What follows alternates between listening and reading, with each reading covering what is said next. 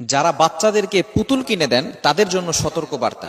এই পুতুলের ভিতরে কিন্তু বদ জিন ঢুকে আপনার বাচ্চাকে ক্ষতি করতে পারে।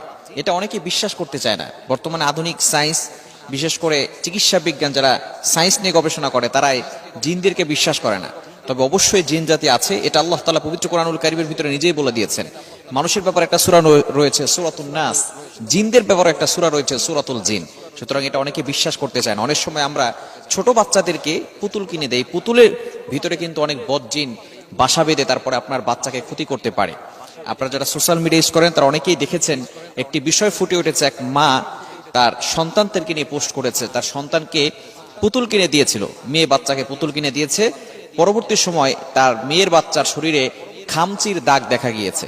আমি যদি পোস্টে আপনাদেরকে পড়ে শোনাই তাহলে আপনারা বুঝতে পারবেন। আমি পুরোটা পড়বো না, অল্প একটু পড়ে আপনাদেরকে শোনাচ্ছি। তিনি বলছেন যে তার মেয়েদেরকে তিনি পুতুল কিনে দিয়েছেন। যেদিন সে পুতুলটা নিয়ে ঘুমায় সেদিন রাতেও ঘুমের মধ্যে কান্না শুরু করে আর পুতুলটাকে ফেলে দেয়, আর প্রচুর কান্না করে। আমাকে বলে, আম্মু পুতুলটা ফেলে দাও, পুতুল আমাকে মারে। আমি তো ভাবছি ছোট মানুষ, হয়তো মনের ভুল বা স্বপ্নে কিছু দেখে, কিন্তু কাল রাতের ঘটনা আর আজকে যা দেখেছি তাতে আমি রীতিমতো অবাক হয়েছি। কাল রাতেও ঘুম ভেঙে কান্না করতেছিল আর বলতেছিল, মা তুমি আর পুতুল আনিও না, আমি আর পুতুল নিব না, পুতুল